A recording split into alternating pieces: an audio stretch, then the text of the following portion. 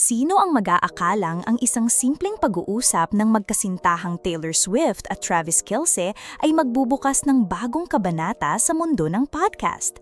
Sa kanilang 2 oras na tawanan at kwentuhan kasama ang kuya ni Travis na si Jason, 11.7 million views na ang naitala sa YouTube sa isang iglap. At wait, there's more! Sinukong ng clip sa Instagram, TikTok at X ang mahigit 400 million na views.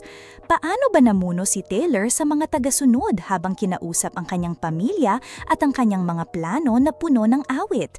My boyfriend says, yon ang paboritong linya niya habang pinapadulas ang kanyang mga sagot.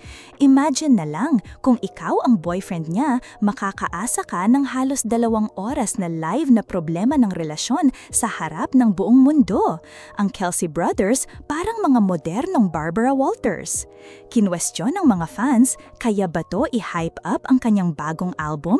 May mga theories na lumitaw katulad ng tungkol sa unreleased na kanta, The Fate of Ophelia, at laos na laban sa matinding marketing na tugma sa National Plaid Day.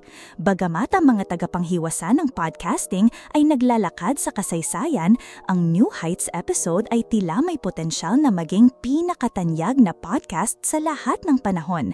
Sinong hindi mapapaindok sa kwentong romantiko at matalino sa gitna ng tawanan?